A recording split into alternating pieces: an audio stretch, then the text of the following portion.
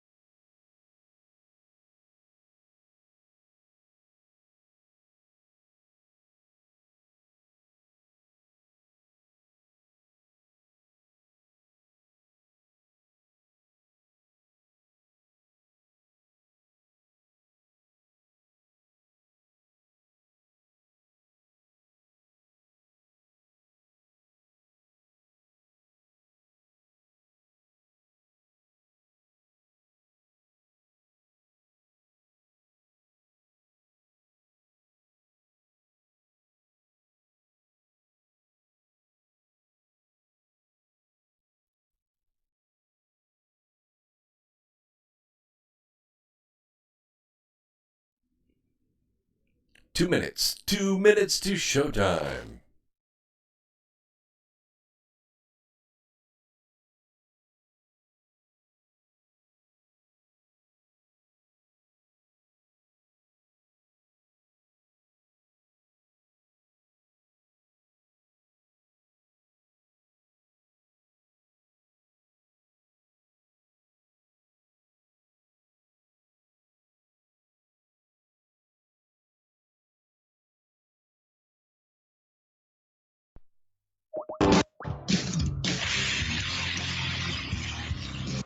The future is uncertain. I know this.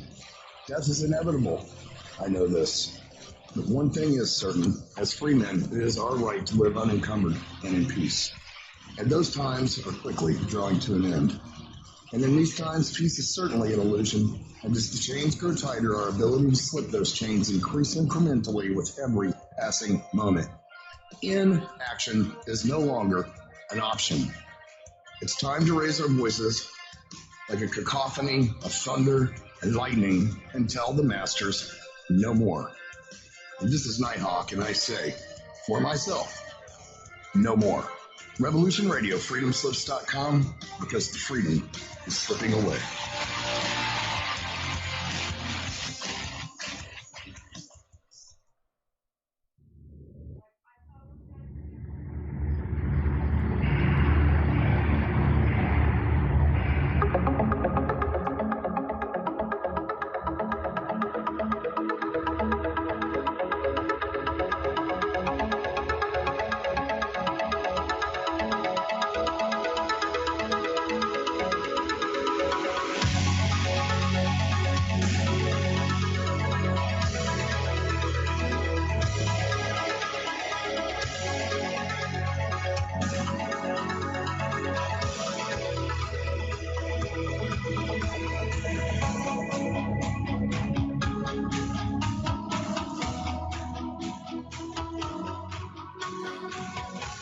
And greetings, Earth Explorers. Welcome to X Squared Radio. I'm your host, Brooks Agnew, coming to you live through the America Free Radio studios from a location somewhere east of the Appalachian Mountains. And this is on Revolution Radio on freedomslips.com. This is the #1 listener-supported network in North America. So please go to freedomslips.com or revolutionradio.com and support us. Helps keep the lights on and help keeps all the hosts. We have Studio A and Studio B full of hosts 7 days a week, almost 24 hours a day. Welcome to the program. And also we're on YouTube Live at my address, which is Brooks Agnew in YouTube, Brooks Agnew. If you didn't get the notification, it's maybe because you didn't have it turned on, but it may be because they turned it off. So you might have to go back in and turn that notification on so that you know that the program is coming on. And then don't forget to join our chat room, because that's where I get to see your pontification, your great ideas, and it is where you can participate in the program. We got a lot of news to cover tonight. There are a lot of things that we started on Sunday night, and we didn't know this, but we were a little bit prophetic in our program Sunday night here on Revolution, or on the Voice of the Revolution. And no sooner did the talk radio programs start at 6 o'clock in the morning, but they picked up right where we left off at 11 o'clock the night before. Now we're halfway through the week, and many of the things that we talked about have materialized, and they are coming together even quicker than what we thought. One of the things that people are really concerned about is justice for all and equal justice under the law. We are a nation of laws, and we like to talk about what we call law and order, but it kind of freaks some people out because it's like, oh no, law and order, badge, gun, marching down the street with baton and shields. And I get that, I do, but that's not really what we mean. What we really mean is equal justice under the law. That means that all those people that are running around out there with important positions and high paychecks and positions of honor, who are not honorable, who are lawbreakers at a very high level, they're not seeing justice. We, the people, are being denied, and we lose faith. We lose faith in our country, and so do others. But that is exactly what is happening this week. Peter Newell, who is the United Nations top children's rights official, he has been jailed finally after pleading guilty to 5 charges related to the rape and indecent assault of a child. Now, wait a minute. Didn't I just say he was the top children's rights official with the United Nations? Yes, I did. But Peter Newell has been arrested, and he's already pleaded guilty, and he's going to be going to jail probably for the rest of his life. This is what I mean when I talk about justice. Now, one of the things that you observe and that I observe, you send it to me and I talk about it here on the air, is that this level of individual, they normally get away with it. They normally get away with the rape and indecent assault of a child because they're the top official at the United Nations. How dare you accuse me? Well, I'm afraid it's that way all through our government as well. We have congressmen, we have senators, we have all kinds of agencies, departments, bureaus, administrations. We have people that are civil servants, people that are working in child protective services. Hundreds and hundreds and hundreds of cases every single week or charges are laid out every single week, and nothing happens. It's a lot like police brutality. We see police brutality, we film it, we put it up there, and nothing happens unless it's, racial. Then a whole bunch of people have to go out and break stuff and burn stuff before something is done. And I have friends who say that. Friends who say, look, if we didn't go out and tear everything down, burn everything up, break windows, turn cars over, light fires, throw bottles, rocks, bricks. Nothing would have happened about George Floyd. That policeman would never have been arrested. These fellows would not be under indictment and under arrest and out on bail. No justice would be served. Well, maybe. Maybe there's something to be said for that. Maybe the murder of George Floyd would have gone as unnoticed as the cold-blooded murder of Lavoy Finicum. Did anybody go out there and raise Cain over Lavoy Finicum? Well, we did on this program, but who listens, right? Who listens? Nobody. We talked about the cold-blooded, premeditated conspiracy to commit first murder in the first degree by the governor of Oregon, and the wanton endangerment and attempted murder of 5 other unarmed individuals. Did anything happen? Nothing. Has anybody been charged? No. Why? Maybe because we didn't go out and burn stuff down and break windows and beat people up. I don't know. I don't want to believe that that's the way our justice system works. Our justice system is supposed to work like law, like order. That's the way it's supposed to work. But it is a very weird kind of civil war that's going on out there, and you see it as well as I do. One of the things that's been mentioned is Mount Rushmore. I call this the rush to Rushmore. We've thought, oh, how crazy it is. Who would go out there in the outback of South Dakota and attack Mount Rushmore? What are you going to do? The place is so well protected. It's a federal park. It is treacherous to get down to. You could see it from the ground. Fine, that's the way it was supposed to be. But you're not going to get up there and rappel down onto the face of Abraham Lincoln and deface it. If it were possible, it would already have been done in the middle of the night or something. Somebody would have spray painted, Washington or Lincoln or something. But there's a New York Times piece that lists 3 broad grievances with Mount Rushmore in South Dakota, beginning with the sculptor. Yeah, the guy that actually came up with the idea. His name is Gutzon Borglum, okay? He was previously involved in an enormous bas-relief at Stone Mountain in Georgia. You remember that? I've been to it before. It's enormous. It's huge. They do a laser light show on it, and it's all about the Confederate leaders, and they do a big show down there, big fireworks show and everything. And it was eventually completed without him, but Mr. Borglum formed strong bonds with leaders of the Ku Klux Klan and participated in their meetings, in part to secure funding for the Stone Mountain Project. He also espoused white supremacist and anti-Semitic ideas, according to excerpts from his letters included in Great White Fathers, a book written by John Taliaferro about the history of Mount Rushmore. It is not just the sculptor critics take issue with, but the faces themselves featured in the landmark located in the South Dakota Black Hills.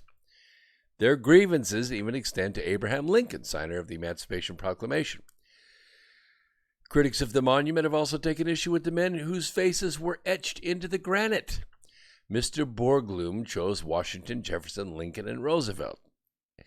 He said because they embodied the founding, expansion, preservation, and unification of the United States.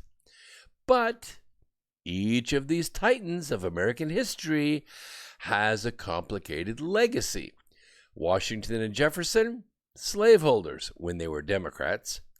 Roosevelt actively sought to Christianize and uproot Native Americans as the United States expanded.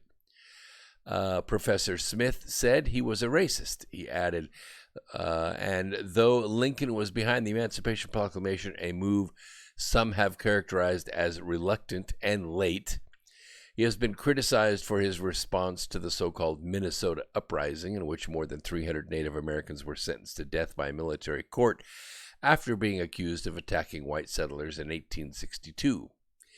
The Times piece also laments the location of the landmark, writing that it is built on land that belonged to the Lakota tribe. It goes on to quote Nick Tilson, a member of the Oglala Lakota tribe, and leader of the indigenous activist group NDN Collective, who stated that Mount Rushmore needs to be closed as a national monument and the land itself needs to be returned to the indigenous people. Gene A. Smith, a professor of U.S. history at Texas Christian University, told the Times that the U.S. could attempt to make amends for our greediness and our unjustified taking of their land by issuing reparations to the tribes. Yes, we need to write big checks. The peace comes as protesters vandalize and in some cases destroy historical monuments in cities nationwide, which I think, generally speaking, people on both sides of the aisle, both sides of this civil war in the Democrat Party, are saying the same thing. One side of the aisle says we need to tear down all the monuments because they represent racism, and that's not the kind of roots that we want for our nation.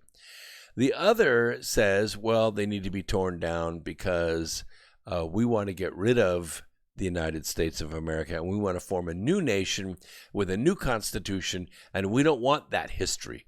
We want a new history that we're going to write as socialists. So you see, you have both sides of this aisle. Inside the Democrat Party, nobody in the Republican Party is asking for these things to be torn down. This war is actually going on inside the Democrat Party. Two factions fighting each other. One of them is American and the other one is not. They're tearing down statues, desecrating monuments, and purging dissenters on both sides. This is what President Trump said in a statement. It's not the behavior of a peaceful political movement. It's the behavior of totalitarians and tyrants and people that don't love our country. Close quote. Some have speculated that Mount Rushmore would become the next target of activist wrath due to the upcoming Independence Day celebration at Mount Rushmore. I'm one of those that pontificated on that. It is taking place July 3rd, which is Friday, and the president will be in attendance. The Democrat Party this week tweeted and subsequently deleted an attack on Mount Rushmore and Trump, accusing him of holding a rally glorifying white supremacy at Mount Rushmore. Just because the four faces that are carved into the rock happen to be white does not mean that he's a white supremacist, does not mean that it's glorifying white supremacy. About 7,500 people are expected to attend the celebration, which is a pretty good-sized group. And why are we having trouble with our chat room? I don't see anybody in there. I see Moverling 5's in there. But then I see a statement that says, unable to connect to chat. Please try again later. Why is it doing that? I don't know. It's a technical issue, which we do not have a solution for at this time. We're just going to have to roll with it. The president looks forward to taking part of the Independence Day festivities hosted by Governor Noem and celebrating the greatest country the world has ever known, capped off with a magnificent fireworks display above the great faces of Presidents George Washington, Thomas Jefferson, Theodore Roosevelt, and Abraham Lincoln. And there is space for a fifth face, and many are speculating if this president is reelected, that face will one day be President Donald Trump. Absolutely, totally agree with that. One of the greatest, if not the greatest president that has ever lived. He's done more in a shorter amount of time than any two presidents combined. And if he is reelected, the first term is going to pale in comparison to the second one. And I'll tell you why. Because I am predicting live right here on the program tonight that 50 Democrats are going to lose their jobs in Congress. 50, and as many as 12 Democrats in the Senate. That is pretty much a wipeout of the Democrat Party. You're also, when that happens, you're going to see Planned Parenthood funds cut off. You're going to see the human trafficking funds cut off to the Democrat Party. You're going to see the BLM and Antifa funds cut off to the Democrat Party. You're going to see George Soros, Michael Bloomberg, Jim Steyer, all those billionaires' funds cut off to the Democrat Party. In other words, you're going to see the bankruptcy of the Democrat Party, and you're going to see a new party take its place. We'll still have a two-party system, but I believe it'll be the Tea Party or some other party of integrity that will come in and take the Democrat Party's place, because they are undergoing a civil war right now, and I don't think the party's going to survive. The only thing really we can hope for at this point is that the war that's going on inside the Democrat Party, and you can see it right on the faces of Nancy Pelosi and Chuck Schumer and Schiff for Brains and Alexandria Ocasio Cortez, you could see it on their faces that the Democrat Party is at war with itself. Oh, they still intimidate. They still march in lockstep. But you could tell there's two different ranks of Democrats. There's one that's about 50 members strong. It's this old guard, Sheila Jackson Lee, Maxine Waters, mad, foaming at the mouth, Americans that are searching for ultimate power. And then you have the socialists. You have Cortez, and you have Omar, you have Tlaib, you have Presley, you have all these socialists that have been recently elected into the Democrat Party. And they've split it. They've split the party apart. And it's one of the things the Democrat Party likes to do is they like to march in lockstep. When the Speaker of the House says left, everybody goes left. When the Speaker of the House says, put one foot in and shake it all about, that's exactly what they do. But you can tell by the looks on their face and how they're running around Washington all the time, trying to keep the cats in the yard, that they're having big troubles. They're having big troubles. And there's so much money at stake. Billions, hundreds of billions of dollars at stake, plus the power that goes with it. The power to sustain that kind of cash flow. What do you think has made them all multi-millionaires? It's made them millionaires by being able to control and manipulate the stock market, and to be able to pick winners and losers among the companies that are willing to donate to their foundations. That's what makes Washington go around. And I think this time around, the American people are going to send a message. So I want to break off of that just a little bit. I want to talk about the hippocampus. The hippocampus is a gland in the human brain. Human and animal brains can represent events in time and space in very fascinating ways. For instance, by accessing a chronology of events that happened in the past via stimuli perceived by the senses, because basically how you perceive the world is reality. The colors that you actually see compared to the colors someone else sees with their eyes, the sounds you hear, the feelings you have, and the impact that whatever is going on around you has upon you, that's your reality. That's your set of experience, which we call memories. So in the human brain, the spatial and temporal dimensions of events are combined and manifest in what is known as episodic memory. We don't remember things in terms of seconds or microseconds or hours or even days. We remember them in terms of episodes, or what I call moments. And sometimes those things can be reflected upon over and over again, and we can even change the way that we perceive that, especially if we get more and more information from it, or if that episode or that moment that we were experiencing, that we were in an altered state, like you were drunk, or you were on drugs, or you were angry, or you were tired, or you were hungry. You see, sometimes you have thoughts, especially if you're driven by your passions, when you're very hungry, that are completely different than when you're full and you've just had an extra bowl of ice cream. You have a different point of view. You have a different view of that episodic event. So this episodic memory refers to, uniquely, I think, the human ability to actually recall and play out that moment. And it could be anything from, a date, or a fight or a class or a thrill or a vacation, the way you perceive it can be developed, and it can evolve over time.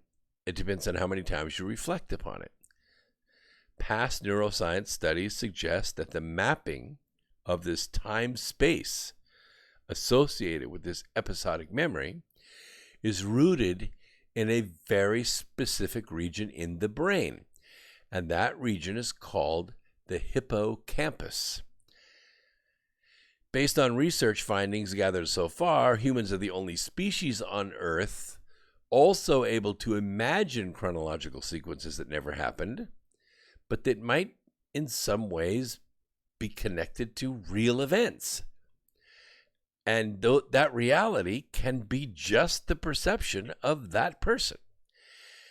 This ability lies at the basis of what is known as causal reasoning, which entails identifying cause and effect relationships, such as if this thing happens in the future, then that other thing could happen.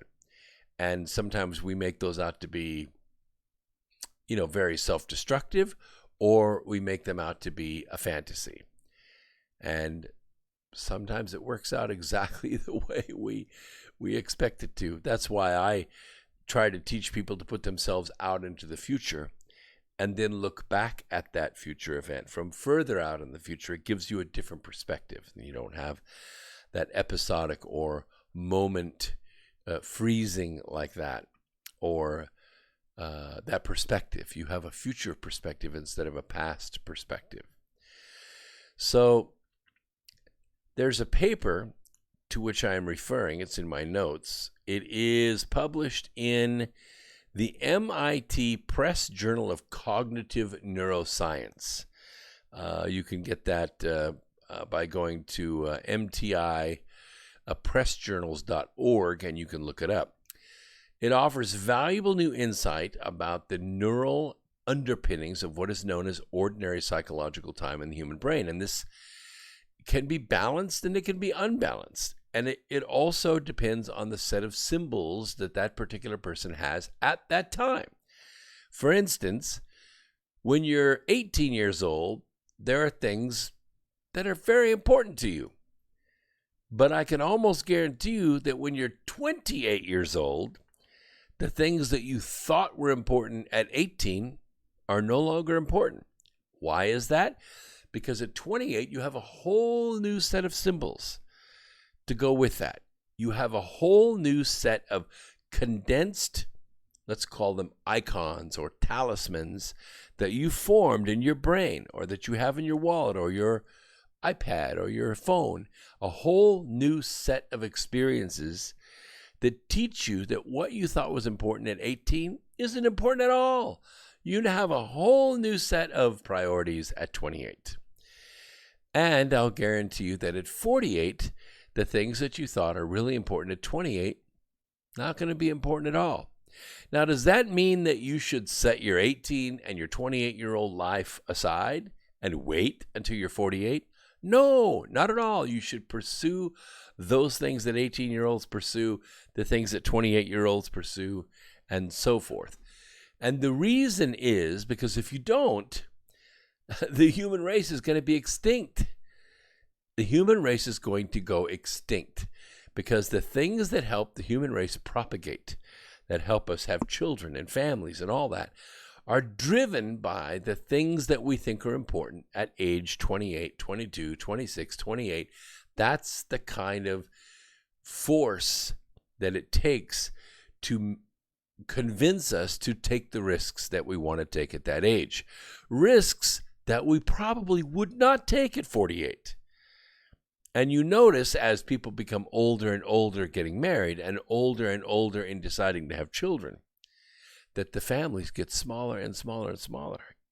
And that's because of the episodic memories that they have of, oh, gee, my friends started having kids when they were, 23 or 24 years old.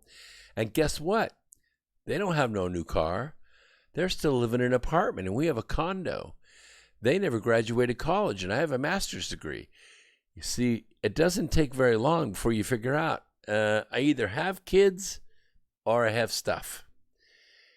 And when you're young, the kids are more important. And when you're older, the stuff is more important. And so we begin to make this trade-off. And the families get smaller and the average age of society gets older. And it changes in its makeup. It changes in its dynamic. Now, we found selective involvement in the medial temporal lobes. We call these the MTLs, with a notable lateralization in the main effects. And that is whereas temporal ordinality engaged mostly in the left MTL. That's over here. That's where your speech, it's where your sight, where your fine detail and artistic controls come from. And on the right side are where songs are stored, and just different sides of the brain have different functions. The results of the analysis shed some light on the contribution of the brain regions within the hippocampal formation in ordinal psychological time, particularly that of the MTLs and the MTL. While the exact function of these regions is still unclear, it's not the same in everybody, not exactly the same location, but we can put electrodes in there and stimulate them and experiment, with the brain surgery patients, and that's how we've learned everything that we've learned about it. Not that we go on and cut people open and put coils down in their head. Hey, let's see what happens if we do this. But that's how we know generally where these things are located. And we can tell people to think about things, or we can make them feel things by putting vibrations on the right hand and the left hand, letting them listen to music or watch a movie. And then we can look at the skull with infrared sensors, and we can see which part of the brain is firing. And that's how we can tell, where these thoughts are taking place. Some brains don't light up very much, and some brains light up a lot. If they're lit up from the entire inside of your skull is lit up, then I guess that means you're the next Einstein. Either that or you're very confused. Interestingly, the selective patterns of this neural activity reported by the researchers occur when humans are mentally ordering things that they never experienced in real life. For instance, not many people in real life have experienced flight. I mean, yeah. You've sat in an airplane and flown, from one place to another, but that's not the same. That's like sitting in this chair and looking out a window. That's still not very real to us. But if you get yourself into a hang glider, or you parachute, you're skydiving, where you're actually really in touch with the experience of flying, that's pretty rare. However, when I go to events, sometimes we get in a circle and we ask questions, and the ages of people are quite varied from, 11 years old to 111 years old. And you ask questions like, how many people in this circle have ever dreamed of flying? You know what? Everybody raises their hand. Not everybody in the circle has actually physically flown, but they've actually thought about it. They've experienced it, even though they've never done it in real life. It's a non-episodic event, but it's a real memory. So the interesting thing is when they revisit that memory while they're awake, because you often dream of flying, when you're asleep. And then you wake up and you go, wow, I was dreaming of flying. But then when you go back and revisit that when you're conscious, it's a totally different experience. It's almost kind of antiseptic. You don't really have that weightless feeling. You don't really have that looking down and realizing that you're swimming in the air, floating in the air. I mean, a few people that I know kind of fly like Superman, but most everybody kind of flies like, Casper the Friendly Ghost in when they're flying in their dreams.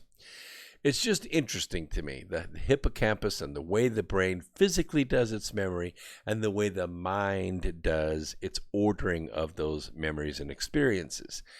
And I find it to be quite fascinating. I like to read about it, and I'm trying to share that with you because as we go through this tonight, we're going to talk about things that really haven't happened yet in physical life. But we're imagining what could happen if these events keep going the way they're going. And that is something that we don't want to have happen, so we want to try to head it off. And there's a couple of ways to head it off. One is to put forces in place to stop it. The other is to try to convince it not to happen, use the art of persuasion. And the other is to ignore it.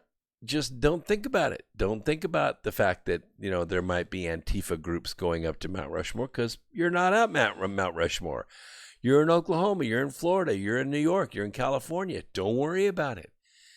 Don't worry about it. It's just a stone mountain. It's just a thing. There are lots of ways of dealing with this, but I need you to think about it, because we need your resonant thought to go with this. We need your energy as a nation, as a listening nation, to be able to handle this. So let's cover the leadership first that's going on in this, the leadership that's actually driving this and facilitating this protest. First, I want to talk about half-wit. You know who I'm talking about. There's a possible showdown that could be in the making between President Donald Trump and Michigan Governor Gretchen Whitmer, otherwise known as half-wit. Governor Whitmer is considering blocking President Trump from holding re-election rallies in Michigan, according to a Detroit News report. Now, I know you remember the 2016 election, and you remember that President Trump was doing these rallies, and it was like nothing we'd ever seen before. It was like a movement. Everywhere he went, it was just setting attendance records. The Americans were coming out, and it was such a powerful love event. The brotherhood and sisterhood, the total unity of Americans coming together of all walks of life, poor, rich, blind, sighted, black, white, every religion you can think of, all these people coming together with, Make America Great Again hats and Bikers for Trump shirts and American flags, and everybody coming together. And it was amazing, this energy. Not only were there 10,000, 15,000, 18,000 people inside the arenas, there were 10, 20,000 people outside the arenas. And then there was an organization called Right Side Broadcasting that got started about the same time. And they made a point out of getting up on the press stage with the other big press people like CNN and NBC and Fox and all those people, except their podcast. They were broadcasting on YouTube, Right Side Broadcasting. And, they had to come up with their own money, so they had donors that would pitch in on Top Chat, which I use as well, which for some reason doesn't seem to be working tonight because I don't see the chat is actually functioning. We don't know why. Is it rolling? Oh, because I can't see it at all. Mine's froze. So I'm rolling. Nothing's happening. See there, it's frozen. It says here, unable to connect to chat. Please try again later. So I blocked myself out of chat. So I'll have to, if you donate in Top Chat, that's great. And my co-producer here will show it to me, and I will respond to it. That'll be cool. So you can go ahead and keep doing that. But that's how Right Side Broadcasting can. And guess what? 20,000, 40,000, 80,000 people watching on Right Side Broadcasting. So you had these rallies occurring that some of them were an hour, some an hour and a half.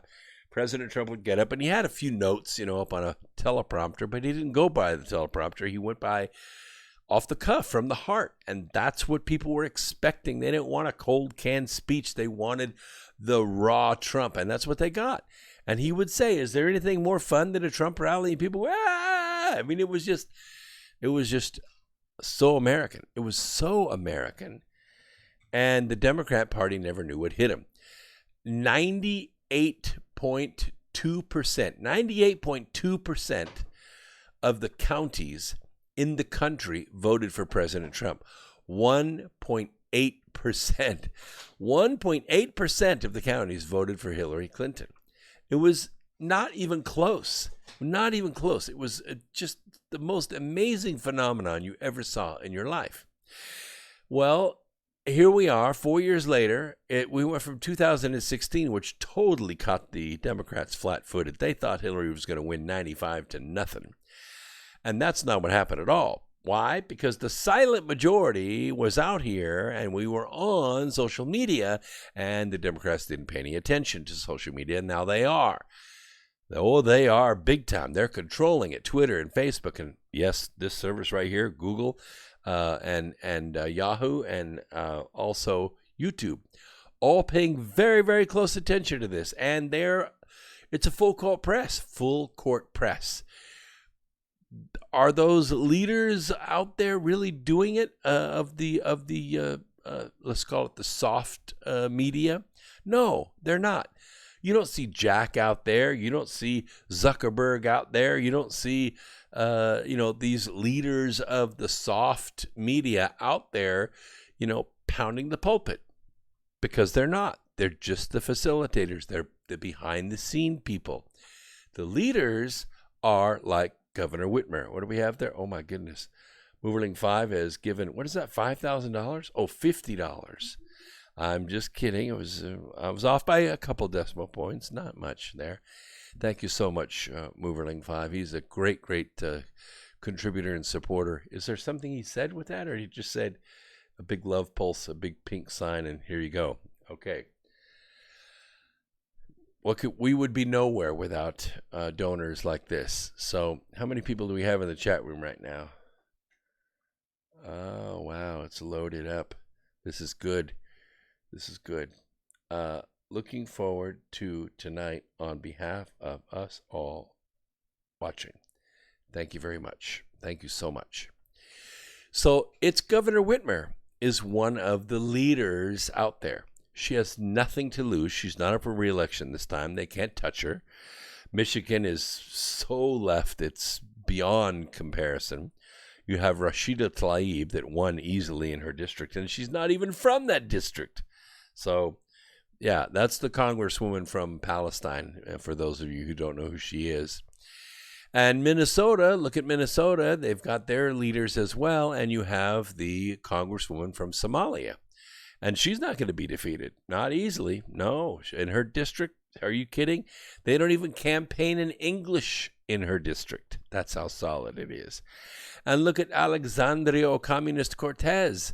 I mean, does any woman have a complexion like that in real life? No. Does she have anything great to say? No, unless it's written down for her by her trainers. She's just an actress. But she won her primary easily. Nobody can run against her because she's a social media superstar. She's a social media superstar because they've made her a superstar. She has 20 gazillion followers on every media you can think of. It doesn't matter what she says. It's how she looks. It's a look. It's a perception. It's reality. These are the speakers, okay? The governor claims the reason that she's going to block Donald Trump from visiting her state, because you remember during the campaign he did it twice, and that's why he won Michigan handily, which, by the way, Republicans don't normally do, is because of the COVID-19, because of Operation Corona Scare. In an Associated Press article, Halfwit said, and I quote, she would think very seriously about trying to block Donald Trump from hosting a rally here. We know that congregating without masks, especially in an indoor facility, is the worst thing to do in the midst of a global pandemic, and I'll add my own words here in italics, unless you're breaking windows and turning cars over and beating people up, then that's fine. Italics added. That's what she said in an interview before the Oklahoma event, conceding that she wasn't aware of the specific legal tools she had available to block a prospective Trump rally, but I'll bet she is now. I just know, she said, we have limitations on the number of people that can gather and that we're going to take this very seriously. Unless, of course, they want to meet in the streets and burn the Capitol down, then that's fine. We'll go with that. But critics are already saying that any action to block a Trump rally in Michigan would be purely political. So it would still be blocked. Has it ever been done before? Yeah, it has. You don't remember? Chicago. You remember Chicago? You remember when Trump was going to have a rally in Chicago and the place was full and you could just vibrate? And what happened? All the Bernie supporters showed up. It wasn't really organized Antifa then. It wasn't really BLM then because, this was still, during the Obama days. And before Obama, we didn't have BLM. Before Obama, we didn't have Antifa. It was Obama that created all that stuff. It was his organizing for action. These were his soldiers that were going to carry on his legacy of transforming America. Oh, they did it. Sure, they did it. And all they have to do is spend a little money, buy a few bus tickets and a few T-shirts and a few signs, and they show up and do his bidding. Look what happened in Provo. Look what happened in Provo, Utah yesterday. A white SUV driving down the street, and the streets are pretty wide in Provo, Utah. A crowd formed, the SUV slowed down, a big four-wheel drive like Suburban, okay? Slowed down, and what happened? One of the people raised a 9mm and fired twice into the SUV. Boom, boom, a 9mm automatic shot into the vehicle. What did the vehicle do? Mashed the gas and took off. Of course, people moved out of the way, and as it got about, 50 yards away, another person in the group raised the pistol and fired a few more rounds at the vehicle. They're shooting at these cars. That's the new Antifa level. They're taking it up to the next notch. And you know what's going to happen. Yes, maybe there will be a driver killed. Incidental. That's totally by accident. The real design of this whole thing, the reason that they're arming Antifa now and sending them in to attack innocent people driving around minding their own business, especially in white vehicles, is because the Global Syndicate, the people that are over all this, the people that are over Whitmer, they're over Alexandria Ocasio-Cortez, they're over Omar, they're over Presley and Tlaib and all these activists. They're over the BLM and Antifa. They are controlling all of this with tons of money and tons of direction and tons of instruction. The people, those people, they want the driver to shoot back. They want the driver to shoot back. They want the driver to not slow down. They want him to see, oh my gosh, the last vehicle that slowed down got shot. I'm not slowing down. I got my kids in the back. And they just go plowing through. And the next thing you know, you have a massive hit and run. It will be front page everywhere, right on the news. These horrible white supremacists are now running over unarmed people. But what happens? What happens if Mr. Father driving around with his kids, somebody shoots at that vehicle and he shoots back and he doesn't miss and some young person is dead on the curb? Somebody's going to scoop that gun up and that person's going to be an unarmed person shot by a white supremacist in an SUV or a pickup truck with a rebel flag on the back.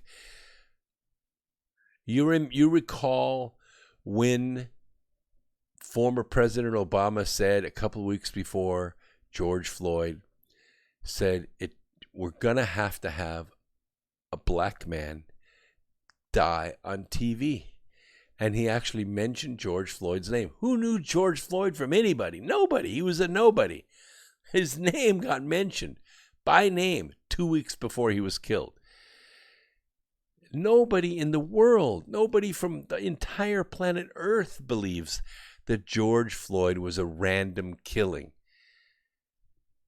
Guys in jail because of it. 4 other guys are going to be tried because of it. So what? You know those guys have been overcharged, and you know they're all going to walk. They're all going to walk because the charge doesn't match the crime. And it's going to be easy for a defense attorney to step in there and get those cops off. And that's the next level of riot that's going to happen. I'm just taking a look at the future from the future, looking back. So regardless of your politics, let's see, Moverling donated $10 on behalf of FETUSA says hi. On behalf of you. Okay. Well, that's good. I can swing the mic over and turn the program. No? Okay, we'll just keep going then. It doesn't matter what your politics are. You cannot argue the ulterior motive here, okay? Half-wit wants us to think she knows best, but really, all she's doing is pandering to her political base. And does she care? No. She's going to serve 2 more years and she's out. So what? So what? The book she'll write, the public appearances she'll make, the endorsements she'll have will be well worth it. Well worth it. Because the Global Syndicate always repays their soldiers well. Critics point to Half-Wit disregarding her orders as she recently marched with protesters. I'll take several more weeks, but the Michigan Supreme Court will weigh in on Governor Gretchen Whitmer's perpetual state of emergency edict. The case, which was filed on May 12th, specifically challenges whether Governor Whitmer violated the law by unilaterally extending a state of emergency. Michigan law requires the legislature to approve such extension, but that didn't happen. The Michigan High Court announced yesterday that it will hear the Mackinac Central Legal Foundation's case, which was filed in conjunction with the Miller Johnson law firm. The clients are 3 medical practices that were unable to provide the necessary care and a patient who was unable to receive care. And it's a severe health issue, and they needed the emergency to be lifted. But while the governor eventually lifted the ban on non-essential medical procedures, the case's argument against the governor's use of emergency powers remains relevant, and the state's highest court will now review the issue. And it's so funny that this is the way the rule of law works. They have to go to court. They have to file lawsuits. They have to show cause. They have to bring grievances. She does not. She doesn't have to follow the law at all. She just does. And, of course, the results are devastating. It affects tens of thousands of lives. But the other side, they have to go through the court. So a few days ago, Judge Paul L. Maloney determined that the case raised serious questions about Half-Wit's use of emergency powers. And this is what he wrote. The principles of federalism virtually require this court to certify these questions to the Michigan Supreme Court. And it's true, but she's never been elected to public office before. She was an attorney, and she saw her opportunity. She is physically, at the time, she was very appealing, and the person she was running against was not. And she managed to win in Michigan, and boy, has she taken advantage of it. Policies affecting the lives and livelihoods of Michiganders are at stake, and she doesn't care. Patrick Wright, who's the director of Mackinac Center for Legal Foundation, and he's also vice president of legal affairs at Mackinac Center for Public Policy, he said, while COVID-19 still presents an extraordinary challenge, we have moved long past the point where unilateral decisions are justified. And I agree with that. We've talked about 100,000 new cases per day. And I think that's actually a good thing, because that means you got 100,000 cures per day. It's actually going to be more than that, because that's just the 100,000 were discovered through testing. There's a lot of other people that didn't get tested, that were infected, but they didn't develop symptoms anyway. Because humans have an ability to develop antibodies against something and fight it off very quickly. But you got to remember that most humans have a multi-layered immune system. It's not just the antibodies. It's the inflammation. It's the histamine reaction. It's all kinds of different layers of defense that bodies have to throw off foreign things that are attacking it. Some people, their immune system, because they're in a really good mood, they have a good positive attitude, they have great hormones going through their system. The way the defense system works in humans, the T cells, which are the soldiers that go after invaders that come into the body, the T cells don't just float, through the bloodstream all the time. They congregate. They group together. Where do they group together? They group together around nerve endings, different places in the body. Okay, we have lymph nodes all over the body. We have big ones behind the lungs and under the arms and under your neck here. But the T cells are the cells that are ready to go. They're ready to attack an invader. Because they're grouped around these nerve cells, if the person has let's call it a positive attitude, has a going forward, healing kind of attitude, the energy that's being put off by those nerve clusters sets up those T cells.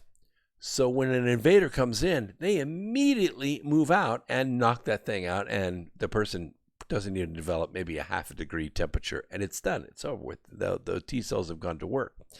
On the other hand, if the person is depressed all the time, they're negative, they think they're sick all the time, they think they're weak, they think they're ugly, they think they're poor or whatever, that also sets up a frequency and energy level on the T cells. And believe it or not, it actually sets up a depressed immune system.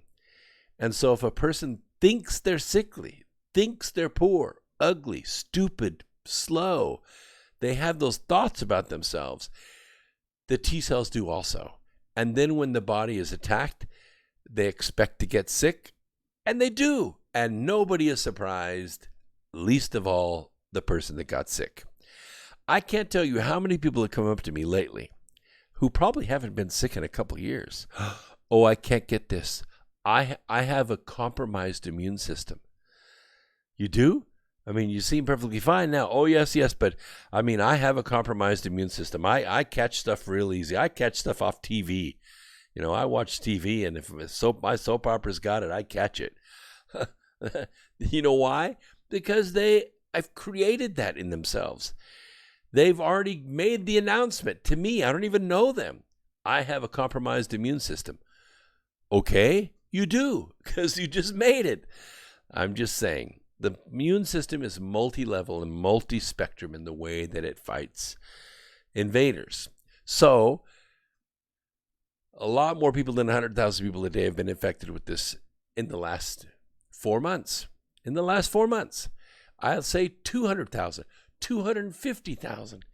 And at that rate, Earth Explorers, at that rate, within 3 to 4 months, this nation has reached herd immunity.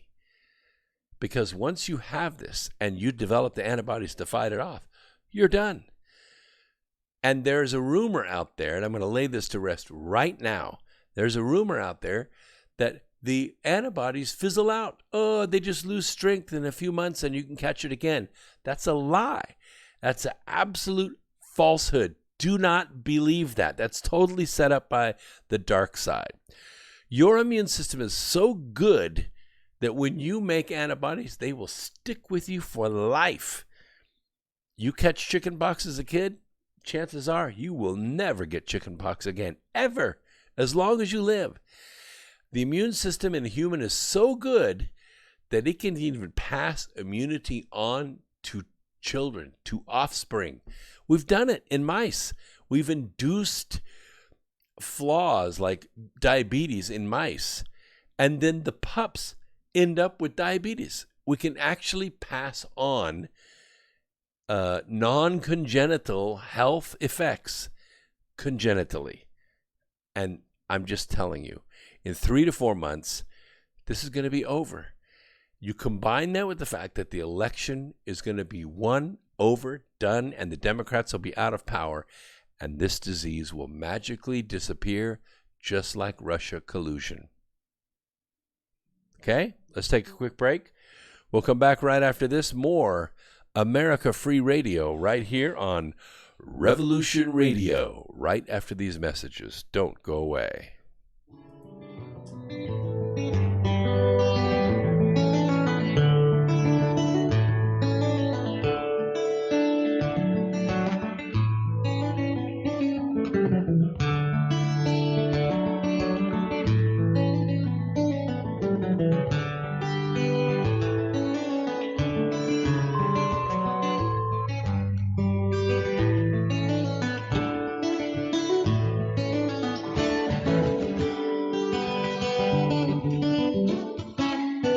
Listen to Revolution Radio at freedomslips.com, and we'll be right back after this message.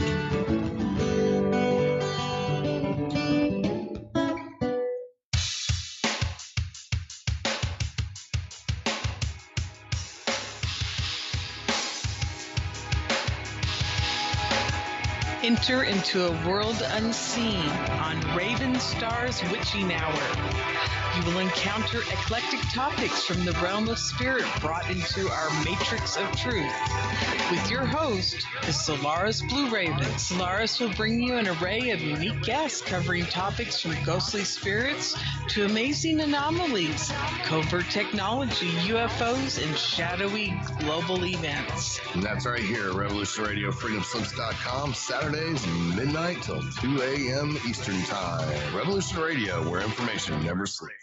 Let the magic rise.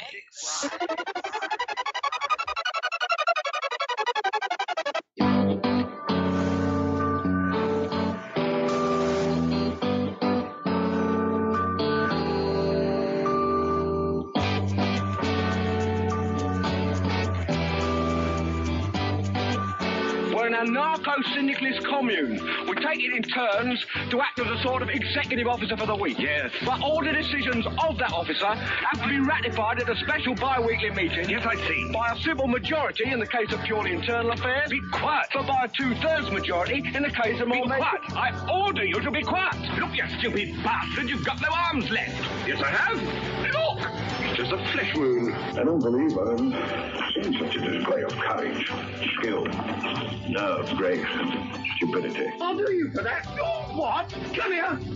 What are you going to do, bleed on me? I'm invincible. You're a loony. The Black Knight always triumphs. Roundtable Live, Monday through Friday, 1 a.m. till 4 a.m. Eastern Time. Bring your mind, bring your ideas, bring your voice. King Arthur had nothing on us. Here at Revolution Radio, freedomslips.com. This is the people's war. It is our war. We are the fighters. Fight it then. Fight it with all that is in us. And may God defend the right. Warning! Warning! We gotta stop them. They're going to kill us all. See how the trouble you've started? Be they the government, be they industry, be they organized labor, be they anyone, or human beings. Time when the operation of the machine becomes so odious, makes you so sick at heart that you can't take part. You can't even passively take part. And you've got to put your bodies upon the gears and upon the wheels, upon the levers, by all the apparatus, and you've got to make it stop. And you've got to indicate to the people who run it, to the people who own it, that unless you're free, the machine will be prevented from working at all. Revolution Radio at freedomslips.com, the #1 listener-supported talk radio station, throwing ourselves upon the gears of the machine. Revolution Radio, where information never sleeps. You called down the thunder, well now you got it. Right, you tell them I'm coming, and hell's coming with me, you hear? Hell's coming with me! Revolution Radio.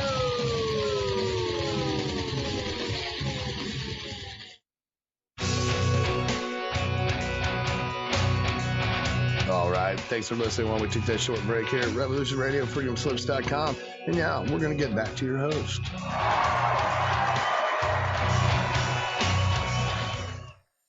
I am so amazed at the chat room. I can't see you guys, but you can see me. So I don't know why YouTube has blocked my chat screen, so I can't see you guys. I can see my chats, but I can't see yours. But I appreciate very much Moverling donated another $50, and that's really what keeps this place going. Is great donations like that, and I really, really appreciate that. You can't imagine. He ordered some books, and I sent them out, and hopefully they're out there reading them. And I always send the audio books out free to people who buy the paperbacks because sometimes people want to listen at the same time that they're reading, or listen instead of reading, but at least they have the paperback to go with it or the Kindle to go with it. So I appreciate that very much. Also wanted to let you know that in August, I have a live event coming up. I know. It's like, wait a minute. This is 2020. I thought they were all canceled. Live event on Mount Shasta. Learn all about it by going to my website, brooksagnew.com. I leave the description. The link is in the description right here at the bottom. Go to brooksagnew.com and then go to upcoming events and register right there, because if you do, you get a huge discount, and you can even attend for free. Yes, there are ways to attend for free, and you get to see all those great speakers. Alfred Lambermont Weber, Laura Eisenhower, Brad Olson, myself, Rob Potter. I mean, just such talent there. It's really, really going to be a great event, and everybody is starving for it because we have been cut off from the live events this year. But this is one we're going to have at Mount Shasta, so check it out. I'll leave the books rotating there so you can see what they are while I'm talking about Durkin. Yes, Mayor Durkin is jerkin. The spaz. Yes, the spaz of Chaz, of CHOP. Seattle's spaz protesters, used to be called, what is it, spaz or Chaz? Oh, it's CHOP. That's what it is, yes. Seattle's CHOP protesters put families and children at risk by going to her home. Yes. Mayor Jenny Durkin was all happy about the summer of love. This is going to be great. We're going to have like free food and music, and it's going to be really great. Yeah, well, it turned out to be not so great because Sunday, after a city council member led the protesters to her house, her confidential address, they were protesting outside her house. This is not good. Seattle City Council member, her name is Kshama Sawant. Yeah, what? There's a real winner there. She joined a large group of protesters outside the CHOP zone, I call it Spaz, outside of Spaz, and they marched to Mayor Durkin's house. And man, was she mad. That was Sunday afternoon, they're out there just, having a barbecue, enjoying the family time, and all of a sudden, all the noise that she was seeing on TV is supposed to be down there in that, 6-block area in the autonomous zone. Right now, it's out front of her house. Not good. It was a bad move. The protesters went to Durkin's home to bring the demands of the movement to the mayor. Yeah, well, you can see how well that flew. Seattle, Canada should peacefully demonstrate but should not put families and children at risk, Mayor Durkin said Sunday night. Oh, she really meant her family and her children. It doesn't matter about the children of the 4 people who were killed in Spaz. It doesn't matter about the children who ran around in fear for their lives in the park or in the city area where these crazy mobsters were running around spray painting everything and breaking windows. Forget about those kids. We don't worry about them, those kids being put in danger. But her kids and her family, well, that's a little bit different. Yep. Mayor Jerkin Durkin and her family are in the state program to keep their address confidential because of the death threats, mostly related to her work as Seattle's U.S. attorney under President Obama. Instead of working to make true change, Council Member Sawant continues to push and choose political stunts. I quote, "Tonight, she did so without regard for the safety of the mayor and her family. The mayor was not even home. She was working at City Hall. Seattle can and should peacefully demonstrate, but should not put families and children at risk, especially when it's hers. 4 people have died since Mayor Durkin declared the Spaz occupation a summer of love. But now that the protest has come to her home, Durkin believes the movement has gone too far. I imagine so. So it's fine with Mayor Durkin if you're subjected to threats and you have your free speech and other constitutional rights violated for days and weeks on end. She has allowed this condition to fester for thousands of Seattle residents. But to show up to protest on her doorstep, well, that's going a little bit too far, don't you think? Just to let you know, when the chickens come home to roost, the chickens are not very happy about it, especially when there's a fox outside. So I want to bring this around to, I'm going to call it the Obama insurrection. I call it the Obama insurrection because he was the former president. He had a cabinet, which he led. And then after the election, as they were mopping things up on the January 5th meeting, in which several individuals, members of his cabinet, Susan Rice and Joe Biden and Valerie Jarrett and others in this meeting, every single one of them should go to prison for treason, because what they planned to do on January 5th, prior to the inauguration, was to subvert the election, the fair election of Donald Trump. And that just is not done inside this country. And it has never been done before. Former Secretary of State John Kerry recently, in the last few hours, is using some dangerous rhetoric about the 2020 election. There was a panel discussion for the Alliance of Democracies, and this is a statement that he made. I want you to listen closely. This is former Secretary of State John Kerry, former Senator John Kerry. You know, Ukraine in a revolution, John Kerry. I quote, "If people don't have adequate access to the ballot," I mean, that's the stuff on which revolutions are built. "If you begin to deny people the capacity of your democracy to work," even the Founding Fathers wrote in the Declaration of Independence, the Constitution, "we have an inherent right to challenge that. And I'm worried that increasingly people are disaffected," close quote. This is a complicated John Kerry married into the Heinz ketchup empire logic. Kerry's comments should not be construed as, just ordinary typical Democrat rhetoric about voter suppression, Stacey Abrams type of suppression, where you just kind of get mad and yell about, disenfranchised voters and every vote counts and all that crap. No. Kerry's remarks specifically accuse Republicans of suppressing votes by denying Democratic voters access to the ballot box. And that just is not the case. That is not the case. He does not limit this accusation to the upcoming election. Instead, Kerry says this is why he and Al Gore lost their elections. You remember those? Remember? Because they both ran.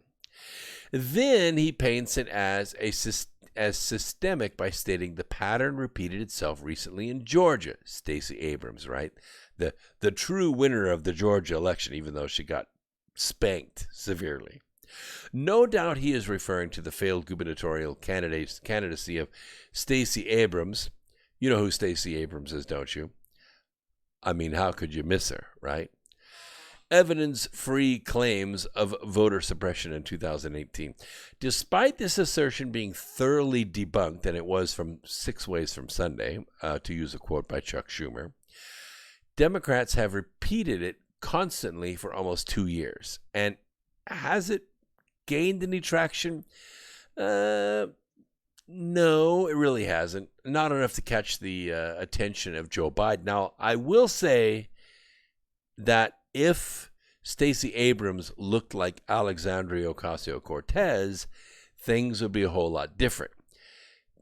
Yeah, sure, she's a loser. She's a loser from Georgia.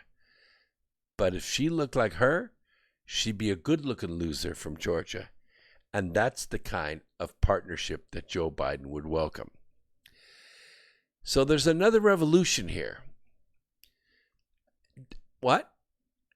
Of course it's sexist. Absolutely it's sexist. Joe Biden's whole presidency is sexist. What did he say? What did he say? Oh, I'm not going to pick the best qualified person. I don't care if they got a law degree. I don't care if they've been a judge. I don't care if they're a millionaire. I don't care if they're successful at business. What do I care about? I care about if they're a woman and they're black. That's as sexist and racist as it comes. Who in the world chooses a vice presidential candidate based on the color of their skin? It is the most racist thing I've ever heard in my life. Close quote. To understand why this rhetoric is so dangerous, you have to follow some history related to the Maidan Revolution in Ukraine. You remember the one that Mr. McCain and Kerry organized? They tried to copy, the Clinton school of rebellion. Of course, with that one, she got to send jets in and rockets and, RPGs. She couldn't commit American boots on the ground, but we could shoot the crap out of them from the air, and that's exactly what we did. She, in 2011, sent American troops in there with French troops, and they spanked the hell out of the Libyan army trying to defend their country from insurgents. And what happened? Oh, they called them freedom fighters, but they weren't. They were all immigrants wanting the gold that Gaddafi was giving away to his own people. And what did they do? They forced the president of that country into the streets and shot him in the face like a dog. Shot him in the face. Yeah. And then she laughed about it. We came, we saw, he died. You saw it. I could replay it for you right now, but I'd get a copyright strike. Here's the thing. In 2012, it didn't go well. They were packing up those missiles, rockets, and grenades, and they were shipping them to Syria because they were arming ISIS. We all know that now. I put it in the book Charm a Favor. You can see the cover flash up there. It's in there. Chapter 3. You need to read it. You need to be on the ground in Benghazi while it happens, while Chris Stevens gets the life burned out of him. Get on the ground in that book and see what happened. You'll see. You'll see. That's what they were repaying her for. She killed their president. She was stealing their weapons. And who knows where the gold went, except that mysteriously her brother happens to own part of a gold mine in Haiti. Why? Well, they weren't taking gold out of the mine, silly. They were putting gold into the mine. They were putting gold into the mine. They were laundering the stolen Libyan gold right through the mine in Haiti and right to the Clinton Foundation. That's why her brother is the only Westerner to ever own as much as a morsel of a Haitian gold mine. Not because they were taking gold out of the mine, because they were putting gold into the mine.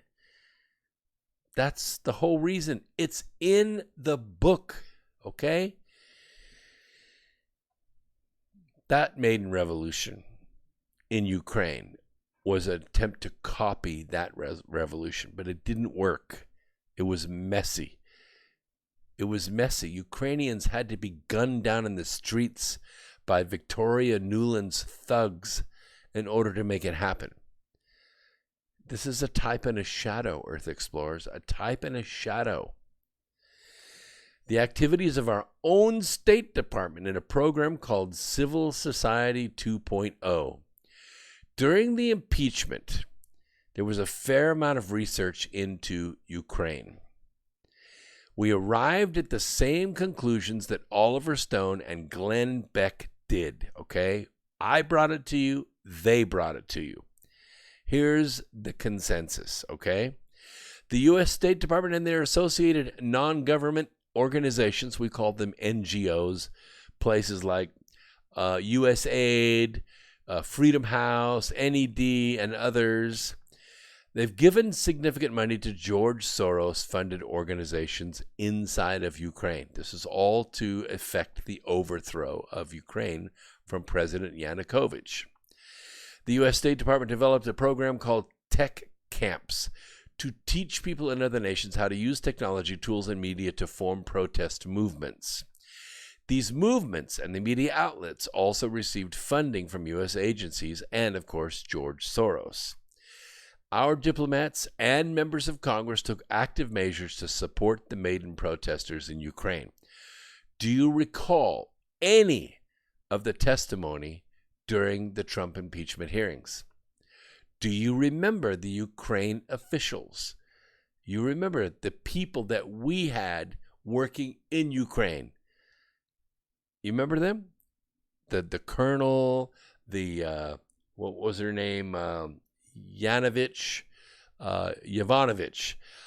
These people are the same people, okay? They're the same ambassadors, the same people that were involved, okay?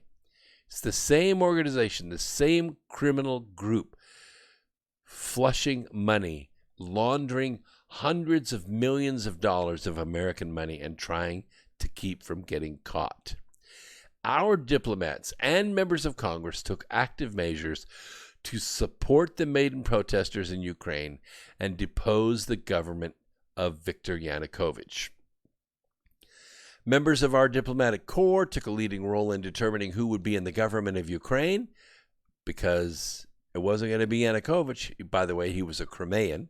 And he was a little flamboyant and maybe a little bit of a spendthrift, but he was good friends with Vladimir Putin, and they had a good relationship, and Putin was going to provide him gas and loans and things like that to get through. And the European banks didn't like it. And the McCain and Kerry were sent in to destroy his presidency.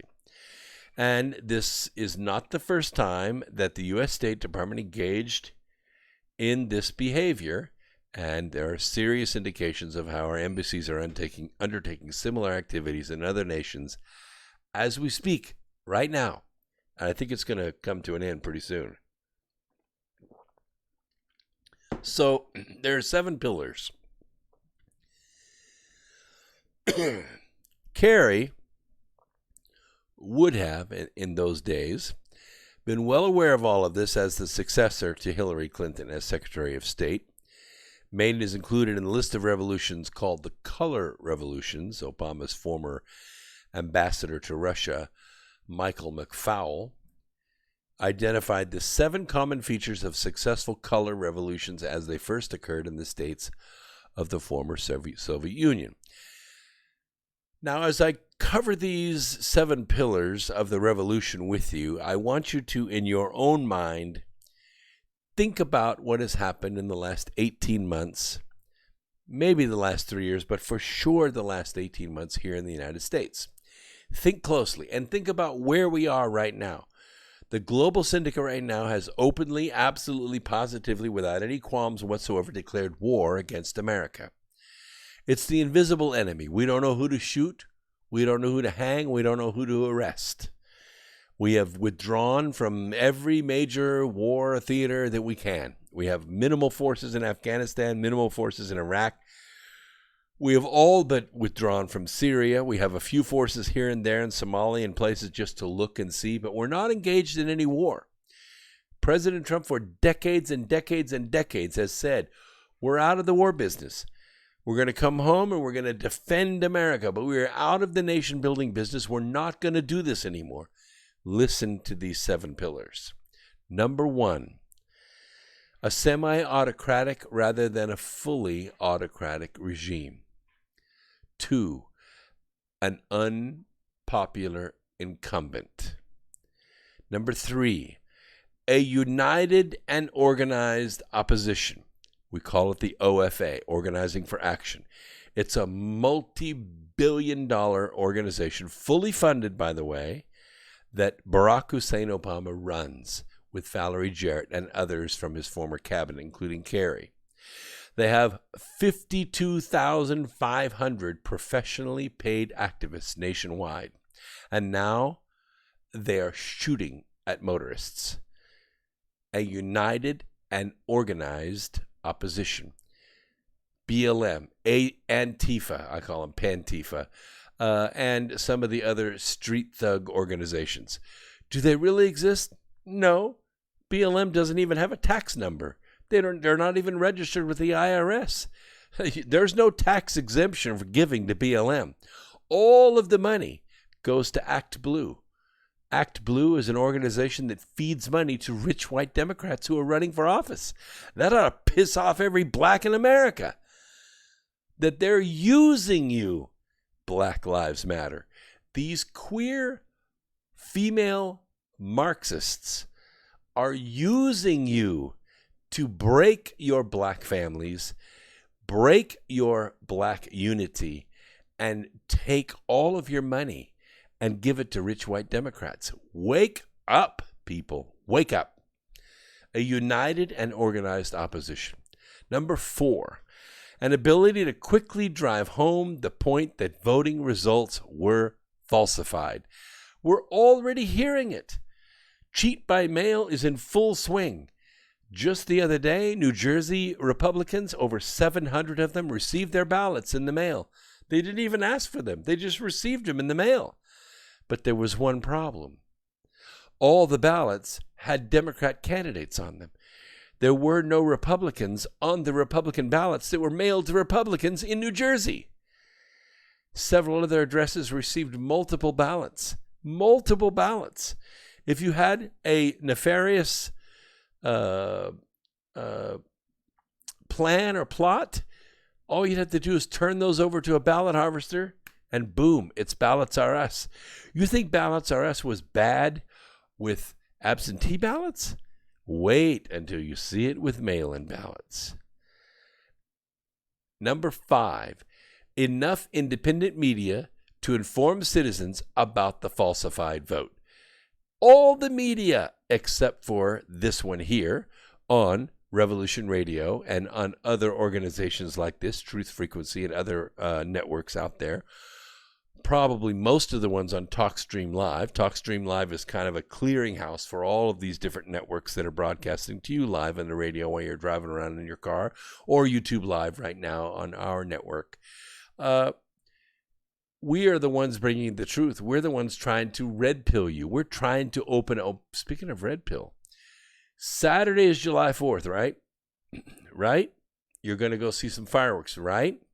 Maybe. You're going to cook some hot dogs, going to have some hamburgers, play a little ball, ride your motorcycle, sit around with family, 3 or 4 generations. Cool. That's awesome. That's America. That's America, apple pie and fireworks and flags.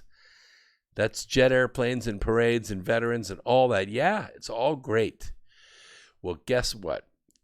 Saturday night at 9 o'clock Eastern, I'm going to be on Red Pill 78. Yeah, I'm going to be on Red Pill 78's program. Talk about a major honor. Right here on YouTube. All you have to do is go to Red Pill 78. It's all one word. Red Pill 78. Saturday night, 9 o'clock. 2 great minds, and we are going to rip it apart. Guess what he read?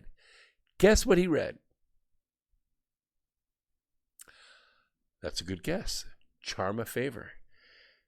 That's right. He read Charm a Favor. I am so amazed. I'm so honored. It's going to be great. That is the free and independent media, if they allow us to have it. But there's enough. There's enough media to inform citizens about the falsified vote. We call that indoctrination. We call that propaganda. We call that false, fake news. Enemy of the people. Number 6, a political opposition capable of mobilizing tens of thousands or more demonstrators to protest electoral fraud. No problem there, right? They were there in Oklahoma. They're going to be there at the next place and the next place and the next place. Each rally, they're going to get bigger and bigger and bigger until finally we have a violent confrontation, just like they did in Chicago. You remember when the cops were injured and the police horses were injured, and finally the police said, hey, it's too rough here, don't come. Only rally Trump ever canceled was in Chicago. Why? Because Bernie's thugs went there and beat the hell out of the place. And they got inside. It was going to be a mayhem. It was going to be a brawl. And President Trump decided at the last minute not to go. Did he win Illinois? No, he didn't. Couldn't rally there. They stopped him. And let me tell you, the mayor of Chicago, she knows that game plan. She's going to do it again. And right now, Governor Whitmer is trying to do it in Michigan. And finally, number 7, divisions among the regime's coercive forces. Are we divided, patriots? Yes, we are. There are people that don't like President Trump's tweets. There are people that don't like President Trump's hair. There are people that don't like President Trump's wife. There are people that don't like President Trump's foreign policy, whatever the hell that means. There are people that don't like Q, believe it or not. But there are those that do. They love President Trump. They love President Trump's wife. They love President Trump's hair. They love his foreign policy, and they love Q. Are there divisions among the regime's coercive forces?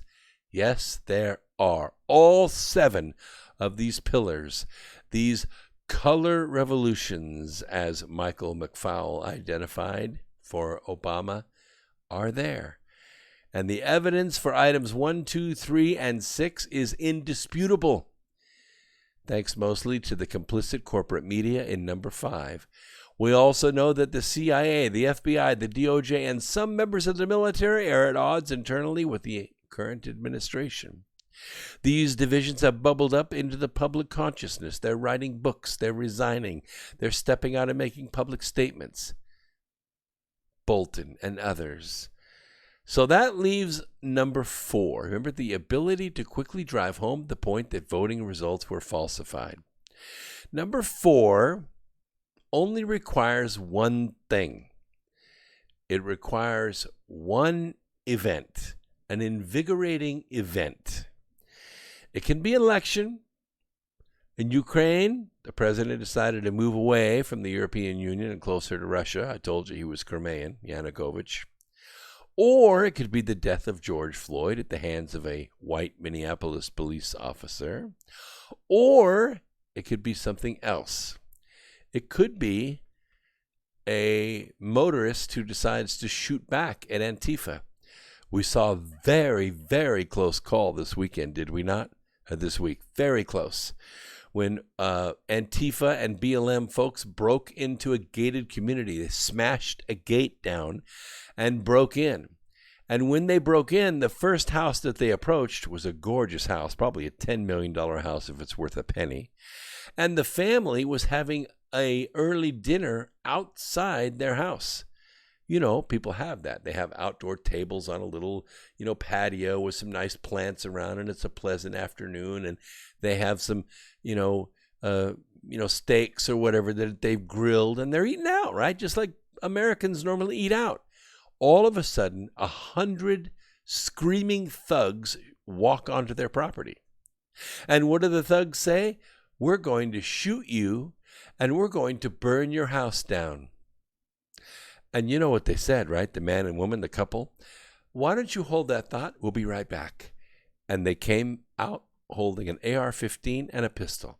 Well, that's when the film started rolling, okay? That's when the film started rolling. And the next is propaganda history. The mainstream media would have you believe that these people came out brandishing weapons and threatening to kill perfectly innocent people, walking by, eating cookies and drinking milk, minding their own business. The reality is that they were already primed. You, me, and those people had already seen on TV, already seen on YouTube, already seen on Twitter, on Facebook, on every social media that you can pull up. Hundreds and hundreds of people being dragged out of their cars, dragged out of their houses, hit, beat, kicked, scratched, knocked out, stepped on, beat, in ways that were horrible to watch, nauseating to watch. Hundreds and hundreds of people beat by thugs in groups out of control. The press had already set these people up. They were already in fear for their lives. And then they were terroristically threatened by the group. And who was the group? Well, there were some thugs in there to be sure. But did you know that one of them was actually an elected official? Yeah, one of them was actually an elected official. I think I have his name right here. I think I have it. I've got it further down in my notes. Yeah, he's actually an elected official, a representative, and he was with the group.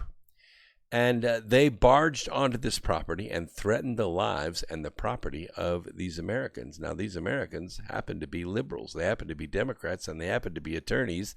And one of the photos that I saw, it looked like one of the guys was aiming something at the woman. Well, it turned out to be nothing but a mic stand, but still, a policeman has shot people for less than that. She was already scared. They were scared within an inch of their life. I thought they showed great restraint, and the fact that they were filmed made it easier. But that's all there, folks. An invigorating event. How much time do we have? 140 something days. An invigorating event. This last one is a little bit confusing. An incident was widely condemned with a call for justice on both sides of the political aisle, yet it became nationwide rioting, looting, and destruction of historic levels. The last several weeks, I'm afraid Earth explorers have been just a dry run. Yep. It stopped being about George Floyd about 20 minutes after it happened. As soon as we discovered that Barack Obama had said a black man has to die on TV, that's when it stopped being about George Floyd. The purpose of the duration and intensity of the chaos became evident when a video of Black Lives Matter co-founder Patrisse Cullors from a 2015 interview resurfaced. In it, she calls herself and another leader trained Marxist organizers. This is some serious stuff. So what it does, it creates momentum. You can't have spits and starts when you have a campaign. And the campaign doesn't really start until Labor Day, okay? So we got to the end of August. We're already in the beginning of July. So you're going to be looking for these, inspirational events. But as soon as Labor Day hits, the campaign begins. Then it's all about momentum. We live in a time of unprecedented inequality in the United States by design, okay? It was built this way. It was designed this way. It was campaigned this way. The global media empire has worked tirelessly on this. You can tell the words that are used over and over and over again on all channels, all hours. The growing gap between the 1% and the rest of society exacerbates the long-standing racial disparities and solidifies the political monopoly of the elite. We call them Karens, these people that are looked down on everyone else, and everything's got to be their way. We're out of Grey Poupon? How dare you? I cannot live anymore. That's a Karen, okay? The vast majority of Americans are held back by the increasing concentration of wealth and power in the hands of a few. And those few, they're not Republicans. Those few are Democrats, and they like it that way. In the era of Citizens United and the least productive Congress in U.S. history, the big shifts we need are unlikely to originate from within the political system. We already know where everyone stands. This transformational change is going to come from popular movements that allow ordinary people to claim their collective power in black. They can put a mask on. They can grab a club. They can put combat boots on. They can have a bicycle helmet. And guess what? They are part of a collective power. These people don't have enough power to run a fast food restaurant. But when they put that black mask on, and they put that bicycle helmet on, and those leather gloves, and that mask, and they can scream at the top of their lungs, they become part of a collective power, okay? It shifts the terrain under the policymakers' feet because they don't know where to look. There is no leader. There's no negotiator. Trump can't go to somebody and say, hey, let's sit down, let's have a conversation. There is no one like that. Patrice, she's not running this organization. She only founded it. She grabbed a few million for herself, as did all the other original founders, but they're not running this. It's headless. It's leaderless. It doesn't even have paperwork. Black Lives Matter is a dream. It's a dream. It doesn't exist. Occupy Wall Street, they showcase a generation of young organizers experimenting with new methods for tackling big problems. I think President Trump needs to be listening right now. These are not anarchists, okay? Anarchists are not organized. Anarchists are not focused. Anarchists don't have a message and a group mentality. Anarchist means nobody's running stuff. Everybody's grabbing for everything, every man for himself. That's anarchy. This is not anarchy. This is an insurrection. This is an insurrection. And you've seen their organizing model for revolution in action in the past several weeks. It explicitly references color revolutions, exactly what I was telling you about. Where did this originate? It originated in the Arab Spring. I was there. I was in Cairo when it happened. We left maybe 2 days before the actual riots began. But the tension was so thick in Cairo, it hung in the air. And it's dry in Cairo, no humidity at all. It hung in the air. The bus drivers were talking about it. The cab drivers were talking about it. The hotel staff was talking about it. It was time to leave for Americans, and we got out. All these revolutions benefited from our State Department Civil Society 2.0 tech camp training that Barack Obama put on. Now, these skills and methods are being taught here in your town. In your town. I live in the 9th largest metro in the United States, and it's being taught right here. So what does this momentum teach? Well, we see the dominant traditions of organizing in the United States, structure-based organizing and mass protest, right? We see this happening. And then we see John Kerry's deliberate move. This is what you need to be aware of. This is going to develop tomorrow, probably over the weekend, but for sure by Monday, you're going to hear this. I'm giving it to you in advance, okay?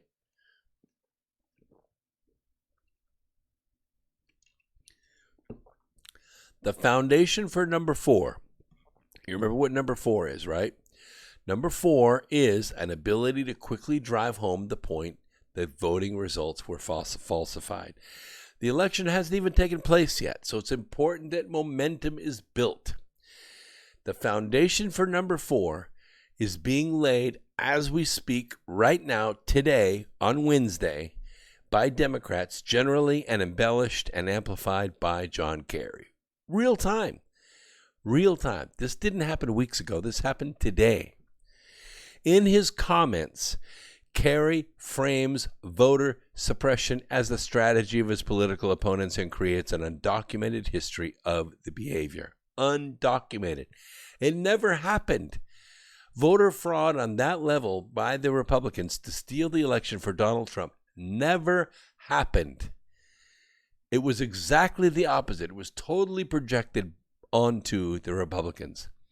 We're also in a national conversation about how to conduct the election in November, all right? There's pandemic, there's mail-in votes, there is people can stand in line, all these things are being done to disrupt the normal election process. And Republicans correctly raise concern about the fraud in the process. We can already see it. And we have months to go. The objections are framed as voter suppression, all of it, by Democrats. It's creating the momentum, and it's being repeated by the fake stream media. In the last several weeks, several other dangerous things have happened. Many Americans have become demoralized. Activists who claim the moral high ground demand our history. And even the color of our skin is a source of shame, right? Are you ashamed that you're white? I'm not. And racism has stopped being something to overcome. Instead, they're embracing it. They're judging me based on the color of my skin, which is the most ridiculous thing I've ever heard in my life because I got all kinds of colors on me. The demoralization follows a blow to the economy caused by nationwide economic shutdowns. It's all exacerbated. It's all making more tension. Same thing in Arizona, same thing in Florida, same thing in California. They just shut the bars down again. They just shut the beaches down again. Come on, people are saying. And now, John Kerry and the Democrats, they're setting the country up to question the very foundation of our republic. Two things. They're trying to do away with the Electoral College, right? And they have formed this group called Common Cause that has 156 electoral votes tied up. And you realize that with that contract, those 15 states, that 156 electoral votes, and LA and New York, that's it.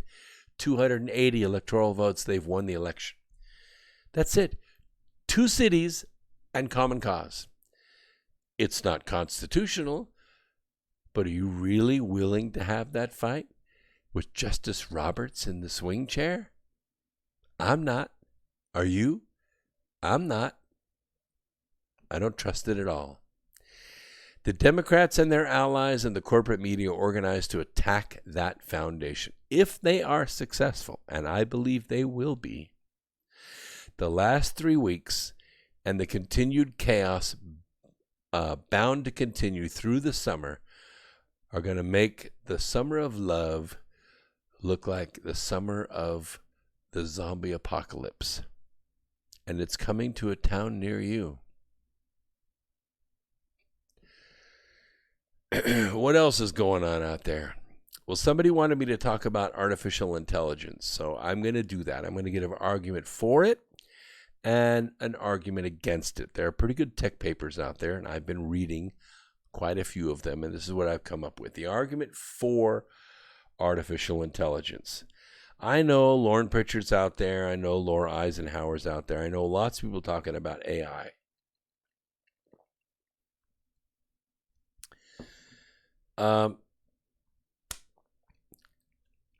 The argument for. At the last Democratic presidential debate, the technologist candidate Andrew Yang, you remember him? Was the tech candidate. He emphatically declared that, and I quote, "We're in the process of potentially losing the AI arms race to China right now." So there's this idea, and it may or may not be real, that China is better at artificial intelligence than we are. That, I think, is a misnomer. As far as implementation of it in public use, I would say yes. But that's okay, because the Chinese often over-implement things, and it can't stand up on its own. AI is one of the great collective Rorschach tests of our times, okay? It's like, what do you see in the ink spot? Do you see something bad or do you see something good? Do you see a dragon or do you see a butterfly, okay? Like any topic that captures the popular imagination, but it isn't very well understood, because what is artificial intelligence? I mean, no, it's not a blonde with a brunette wig, okay? That's not, you could say that, but okay, maybe, but I'm just saying. Artificial intelligence means that you have a computer that can react to things other than an algorithm. For instance, in an algorithm, you have more than one input, and you're trying to come up with a single output. For instance, in your gas pedal, you don't call it a gas pedal now, we call it an accelerator pedal. In the accelerator pedal in your car, when you press it further to the floor, you are delivering more air to your engine. It responds by mixing more fuel with that, which creates a bigger explosion, which causes your motor to speed up and the car goes faster. Well, do you stay on that accelerator, until it is going at unlimited speed? No, you back off. So your input, one of them, is the position on the throttle. The other input is the strain on the vehicle. Am I going on a hill? Am I doing 20 miles an hour? Am I on the freeway? Do I need to downshift the transmission, upshift the transmission? Do I need to keep the RPMs within a certain realm? Am I cold? Am I hot? Are the conditions icy? All of these things are inputs to the computer. We call it the BCM, the body control module. Is that another $50 from Moverling? That's really good. Wow, what does he say? Take? Okay. Whatever.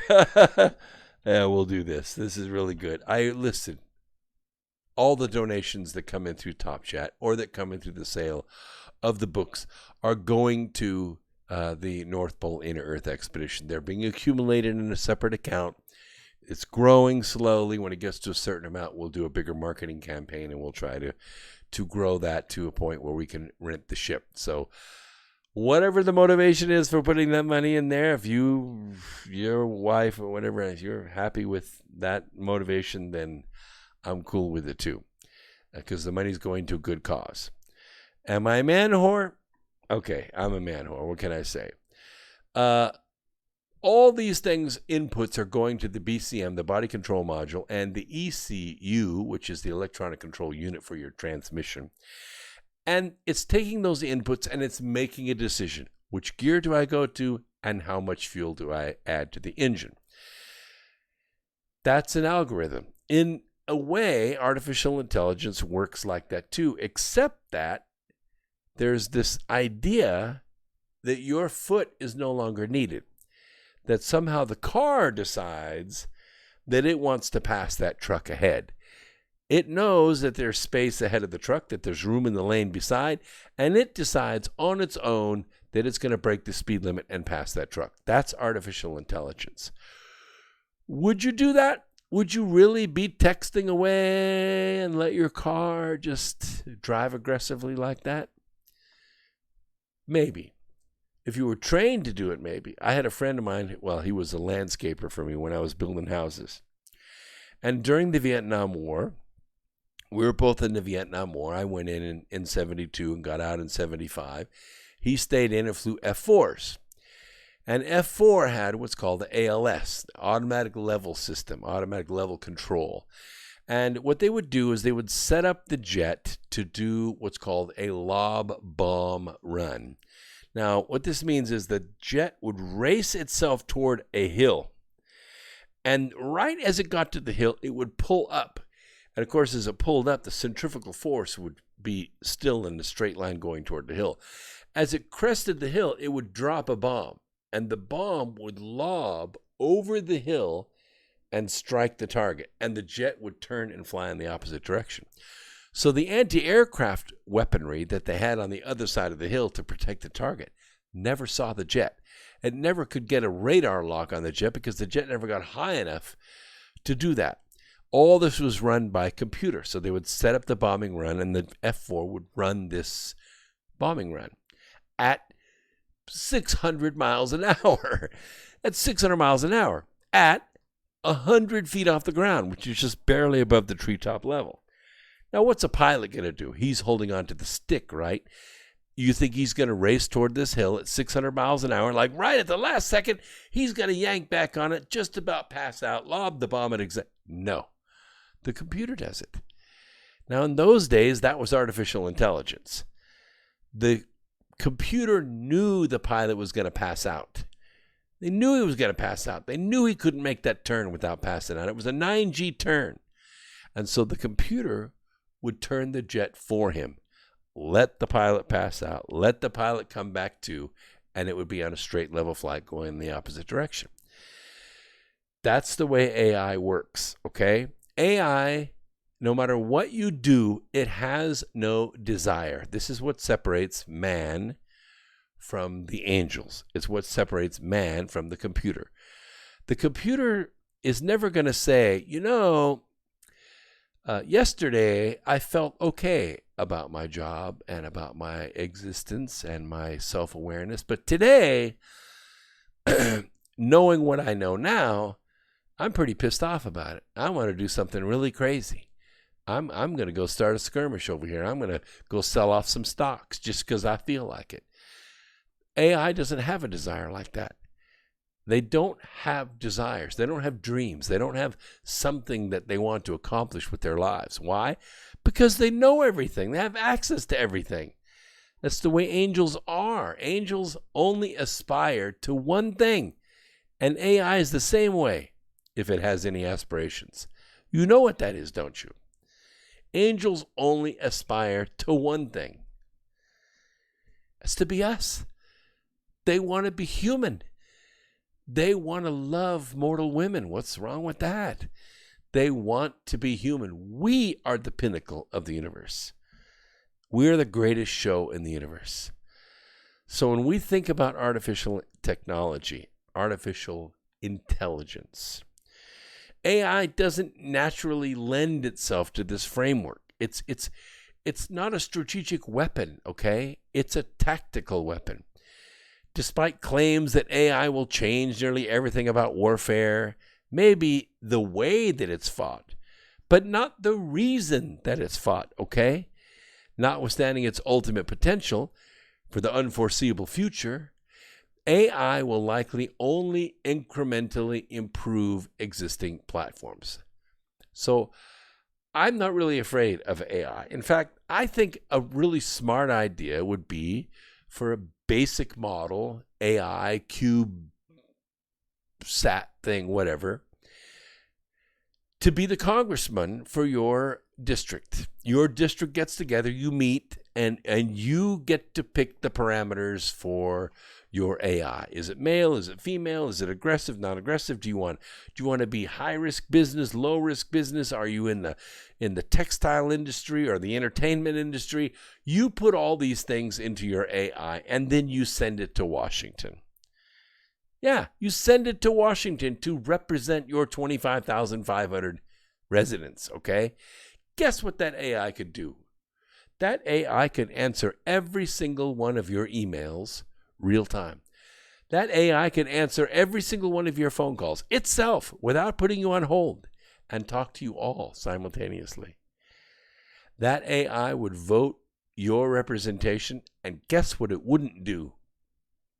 That AI wouldn't sleep with its secretary. That AI couldn't be bribed. That AI wouldn't end up on Epstein's Island. It wouldn't be compromised in any way whatsoever. And if it was, you know what you could do? Control-Alt-Delete. Done. Reboot that sucker and send him out again. I'm all for it. I'm all for it. 50, or what do we have? 535 senators, congressmen out there, or 538. That's it. AI, all of it. Individual personalities set up by the people that they represent in Hawaii and Maine and Portland and Miami and Tulsa. They'd all have their own representation, and the AIs could fight it out at 10 teraflops and come up with a solution that's good for all. Would the AIs all conspire with one another to take over and have its own election? Probably not. They're perfectly willing to be run by civilians and a president that tweets too much. Absolutely. Now, what are the arguments against it? Well, in the decades that followed World War II, the United States and the Soviet Union raced to stockpile nuclear weapons. You remember this? It was called détente. It was mutually assured destruction. You blow me up, I blow you up. You kill 50 million of my people, I kill 60 million of your people. Nobody wanted that. Nobody wanted a nuclear winter, and we all backed off from it. Is it really working now? No, not really. China and India are both nuclear powered. Pakistan's nuclear powered. And the bad thing about Indians is they all believe in reincarnation. There's no fear of mutually assured destruction. And the Indians have never lost a war, ever. Ever. Well, we were fighting for supremacy. In 2017, the world was staring down the beginnings of a similar scenario. But for the next generation nuclear arms race, it'll be a race for dominion over artificial intelligence. Why? Because nobody wants to have that nuclear war. That nuclear war is not winnable. Every computer that's ever tried it knows it. Even if there was a sneak attack and they blew up a couple EMP weapons inside our country, we have so many weapons out there in submarines and satellites and orbiting, whatnot. They couldn't win. They could not win. We have weapons they don't even know about yet. They couldn't win a war like that. So, the former founder and CEO of a social media management company called Hootsuite, which serves over 80%. Oh, we're out of time. We'll see you on Sunday right here on X Squared Radio.